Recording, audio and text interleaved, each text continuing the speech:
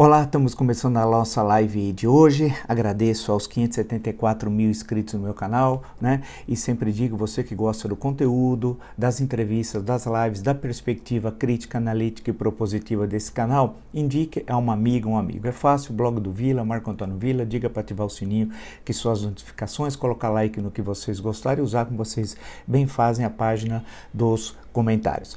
Hoje postamos logo cedo a entrevista do ex-ministro do Planejamento, ex-presidente do BNDES e ex-ministro da Fazenda, Guido Mantega, que foi, na história do Brasil republicano democrático, o mais longevo ministro da Fazenda. Ela está em duas partes. Uma parte foi postada hoje, amanhã, logo cedo, a parte 2. Qual é o objetivo? Sempre é o objetivo do nosso canal, de ter a visão mais plural, né? Agregando valor para a reflexão e vocês tirem as suas conclusões. Isso tanto no campo da economia, da política, do mundo jurídico voltado à política, entenda-se, das questões do jornalismo, da história, das questões agora mais graves de saúde pública, né? Assisto, que está uma entrevista bastante interessante. Bem, lembro também que vocês podem me seguir no Twitter pelo Vila Marco Vila, no Instagram pelo @Marco Antônio Vila Oficial e na plataforma www.cursodovila.com.br.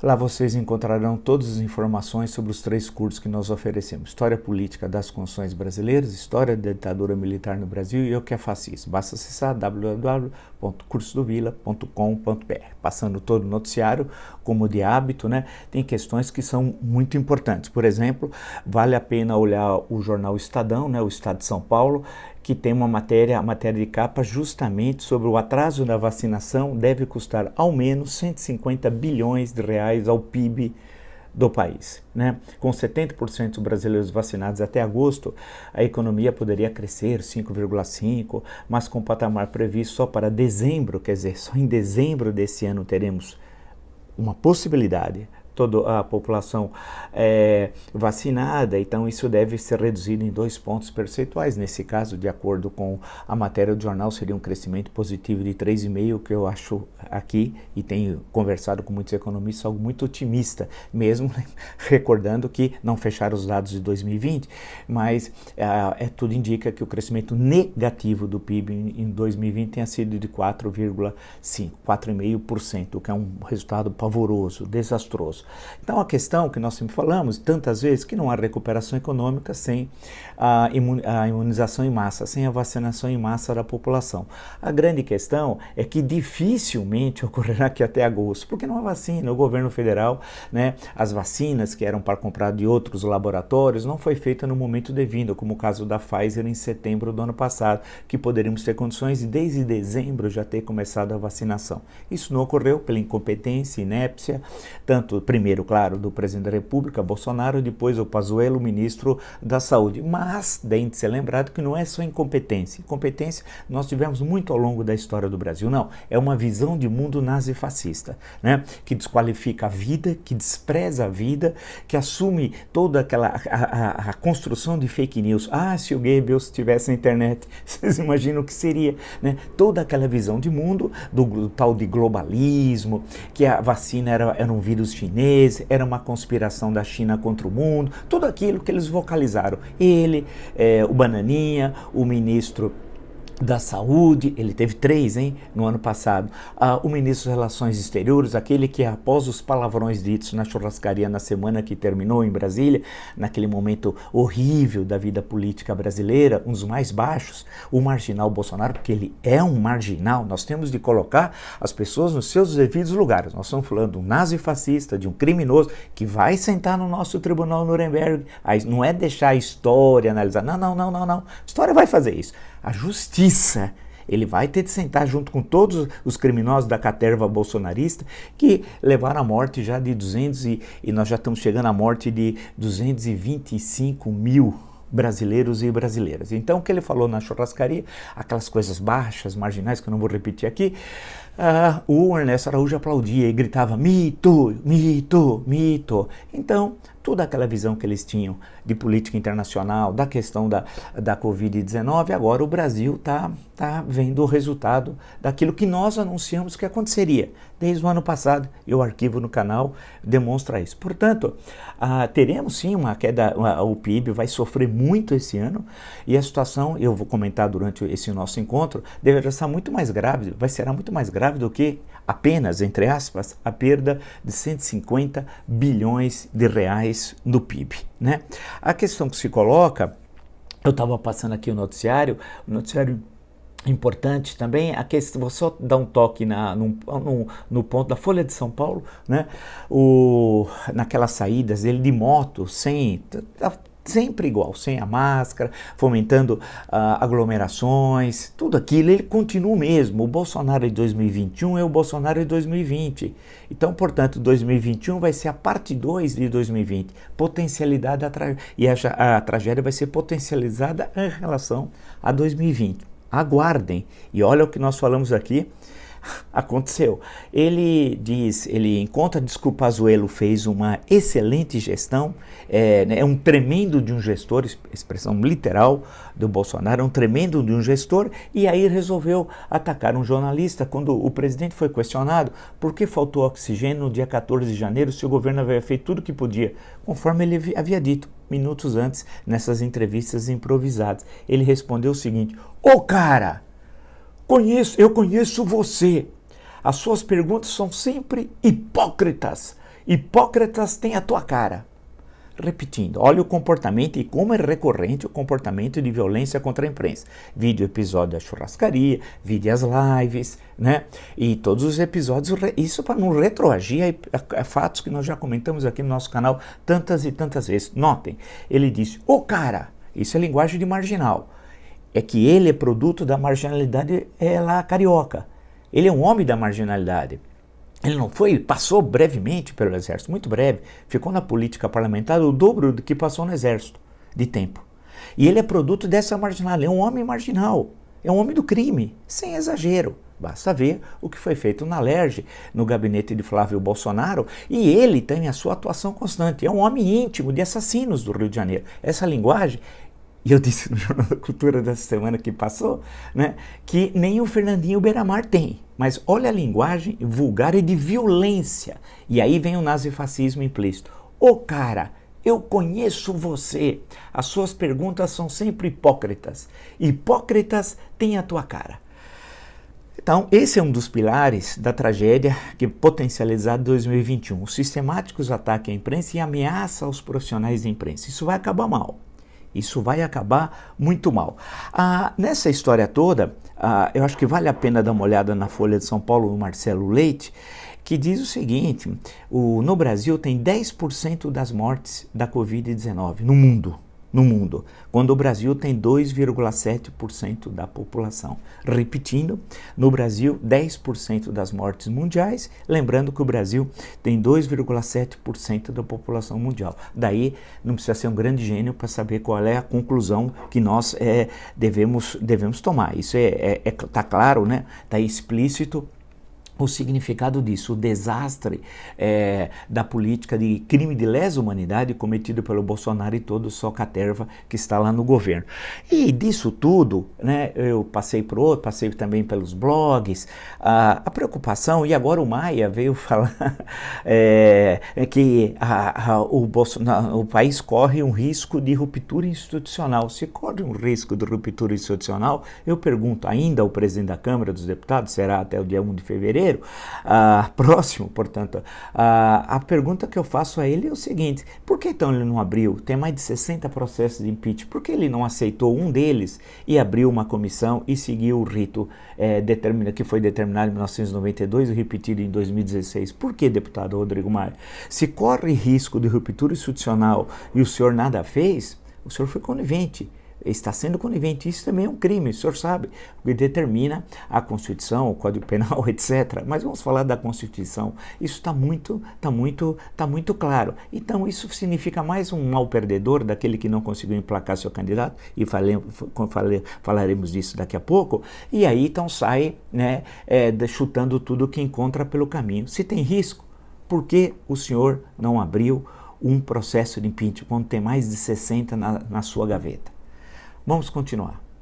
Há uma questão que se coloca, que é a questão do impeachment. O impeachment é condição indispensável para nós sairmos da crise. Não há outro caminho a não ser o impeachment que levará à construção de uma relativa estabilidade política e aí o Brasil poderá enfrentar os graves problemas que nós temos. Porém, não é o que pensa nem a elite empresarial, pelas declarações que eu vejo, nem grande parte da elite política, né? Que pelo que também eu passo pelo noticiário. É extremamente preocupante. No caso das Forças Armadas, vamos pegar, nós não falávamos, se vocês acompanharam os governos Itamar, Fernando Henrique, 2 mandatos de Lula e o mandato de 1,5 de Dilma, nós não falávamos das Forças Armadas como atores políticos. E passamos a falar a partir de 2019, mais ainda em 2020, mais ainda em 2021, em Forças Armadas como atores políticos. Isso é péssimo para as Forças Armadas, para o Estado brasileiro e para a democracia brasileira. Nós demos um grande salto para trás, enorme. Nós voltamos a 1985, quando iniciou o processo de redemocratização no Brasil, que tinha um presidente muito frágil, José Sarney, e um ministro do Exército, o general Leônidas, que era muito poderoso, muito poderoso. A questão que se coloca é que nós voltamos a 85. Daqui a pouco só falta estudar o almanaque do Exército para ver como vão ser as promoções que nós acompanhávamos durante o período do regime militar, como que seriam as promoções dos oficiais para entender como que seria a composição do alto comando em certo momento do regime militar e o que significado político, alto comando do Exército, e que significado político isso poderia ter. Só falta nós chegarmos a isso, a começar a estudar o almanaque do Exército, né? É inacreditável. Ou seja, o Bolsonaro trouxe, e aí esse é mais um dos seus crimes, trouxe o Exército para o primeiro plano da cena política e amarrou o destino do seu governo ao Exército.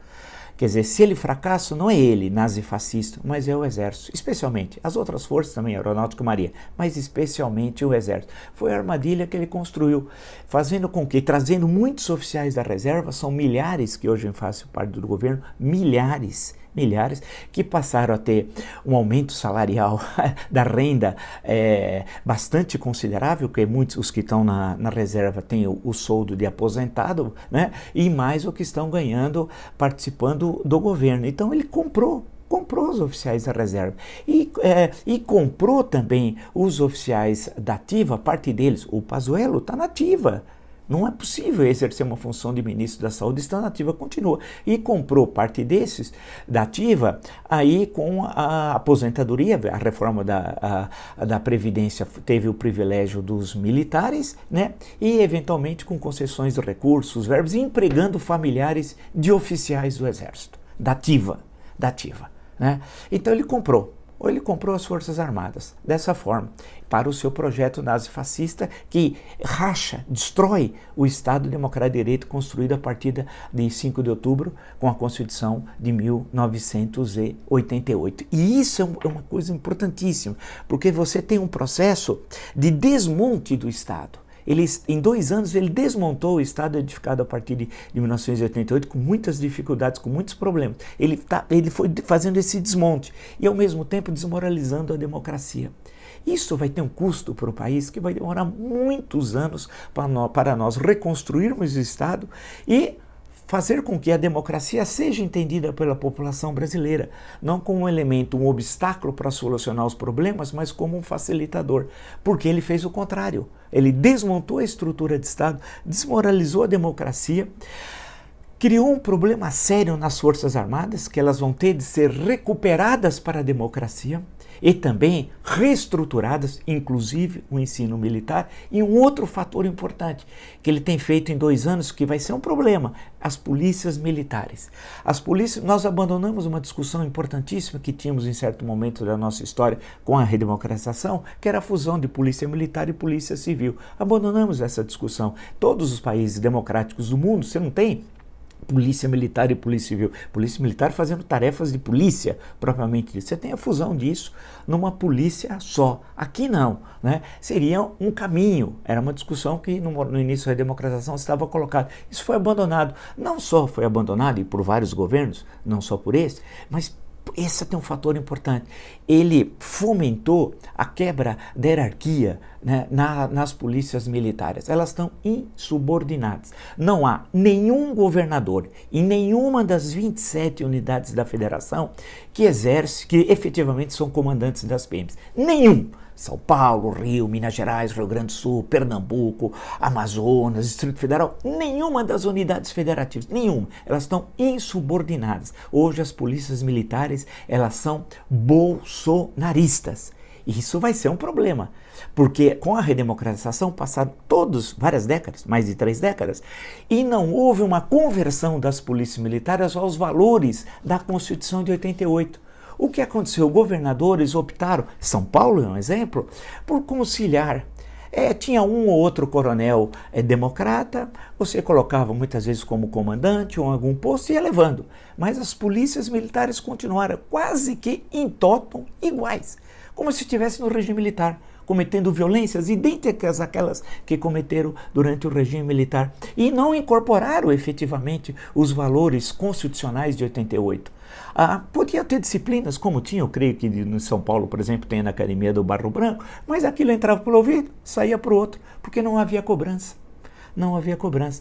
E o Bolsonaro ocupou esse espaço, fomentou a insubordinação, né, das Forças Armadas, das polícias militares, e porque pretende utilizá-las dentro do seu projeto de megalomaníaco, nazifascista, num eventual confronto que poderemos ter esse ano com as instituições. E aí ele quer puxar as Forças Armadas, quer puxar as polícias militares como milícias, e aí um outro fato importante que está no Globo de hoje.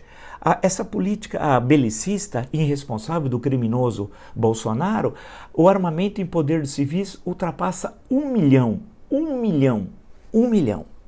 Ou seja, aquilo que eu já tinha cantado a bola várias vezes aqui, os grupos paramilitares bolsonaristas, que poderão se constituir, já estão aí meio nas sombras, né? Mas poderão se constituir e serem acionados pelo criminoso Bolsonaro no momento de confronto final com o Estado Democrático de Direito. É esse o cenário. Se você agregar isso, que é algo extremamente grave, com a pandemia, que vai se estender durante todo o ano, nós estamos com 225 mil mortos, morrendo mais de 1.000 por dia, em torno disso, 1.100. O mês de fevereiro nós podemos terminar com 250 mil mortos da Covid-19. 250 mil. E vai continuar, porque está vendo as cepas, as mutações do vírus, e não se sabe até que ponto, e nós comentamos isso ontem, até que ponto as vacinas atuais, vão ter as vacinas 2.0, a gente sabe, mas as vacinas existentes poderão combater. E vai se espalhar isso por outras unidades da federação. E o Dodor Mandetta, ex-ministro da Saúde, já alertou há 3, 4 dias atrás sobre isso. Então a expansão da pandemia vai continuar.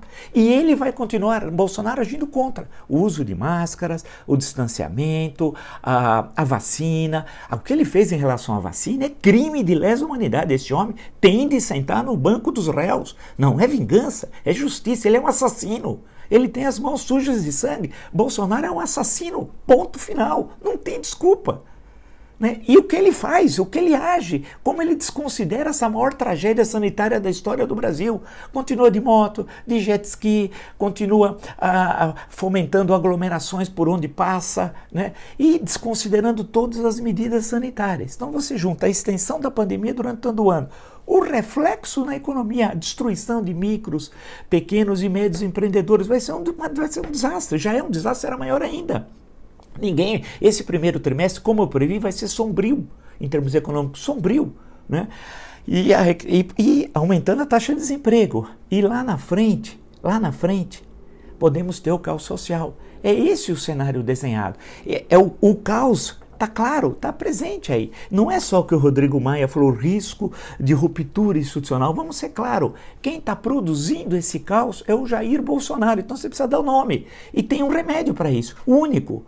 O impeachment, que determina a Constituição. Então nós estamos caminhando para a maior crise política, econômica e sanitária da história do Brasil. Vamos dar um fecho nessa nossa conversa de hoje. Se nós analisarmos, se nós analisarmos as crises, nós tivemos outras crises no século XX, né, do Brasil República. Temos a crise de 1930, foi muito grave. Começa em outubro de 29, uma crise começa nos Estados Unidos, se espalha, vira uma crise internacional, atinge duramente o Brasil, um país dependente do café, né? E o impacto foi muito grande, porque havia uma superprodução do café, os plantios, o café demora 4 a 5 anos, o cafezal para começar a produzir, e já tinha havido um excesso de plantios na primeira metade dos anos 1920. E aí começa, justamente, bate a crise de 29, a superprodução, você chega a produzir 28 milhões de sacos de café, exportar 14, né? Aí o que você vai fazer com a outra metade da produção? No outro ano seguinte, e aí junta em 30 um outro problema, né? Que é a crise sucessória de Washington Luiz. Então você tem uma crise econômica e uma crise política, né, da sucessão, e aí vai terminar com a vitória do candidato, primeiro tem a vitória do candidato oficial, Júlio Prestes, né, mas a 3 de outubro começa a Revolução, e a 3 de novembro, um mês depois, Getúlio Vargas toma posse como presidente provisório. Então, para um processo de mudança, de uma ruptura, você precisa ter uma crise econômica profunda, uma crise política profunda, e disso levou à construção do Brasil moderno, a partir de 3 de outubro, daí que as eleições são em outubro, né? A Revolução que teve início 3 de outubro, e Getúlio Vargas toma posse a 3 de novembro. E inicia uma mudança radical, a construção de ministérios que nós não tínhamos Ministério da Educação, Ministério do Trabalho, que temos de ter, é um absurdo o Brasil não ter, né? E por aí vai, e uma política de enfrentar a superprodução de café. Aí tem uma longa história que um outro dia nós conversamos, né? Como você vai comprar o excedente, manter a circulação monetária, etc. Isso tem a ver com o ministro Oswaldo Aranha, que tem um papel, ministro da Fazenda, importantíssimo nesse período. E o Brasil consegue se recuperar da crise mais rápido, inclusive, do que os Estados Unidos. Tal. Mas conseguiu e enfrentou, porque você tinha essa crise econômica e a crise política. Nós tivemos um problema gravíssimo em 64, né? A crise econômica tinha um outro perfil, o Brasil já era outro, o Brasil mais 3 décadas depois já era um país em rápido processo de industrialização, de urbanização muito rápida, por razões políticas e econômicas. O quinquênio juscelinisto, o Brasil cresceu muito, mas aí você tem uma queda a partir de 62, 63 do crescimento econômico, sobe a inflação, tem uma tensão muito grande, porque tem a ver com a Guerra Fria, a Revolução Cubana, a Guerra do Vietnã, pressão dos Estados Unidos, a presença da União Soviética, a incapacidade do João Goulart, o Jango, de entender aquela conjuntura e agir dentro dos marcos democráticos da Constituição de 46, está tudo no meu livro, Jango, um perfil, uma análise detalhada de tudo isso. Aí chegamos à crise de março, abril de 64, a queda de João Goulart, a eleição pelo Congresso de Castelo Branco, que seria um presidente para acabar um mandato, até 65 haveria eleições, né? E em janeiro de 66 assumiria o presidente eleito. A história acabou seguindo um outro caminho, né? Como nós sabemos, mas foi uma crise também profunda. Tivemos 2 impeachments, 1992 e 2016, que não se compara às crises de 1930 e 1964, e muito menos não se compara à crise de 2020 e 2021.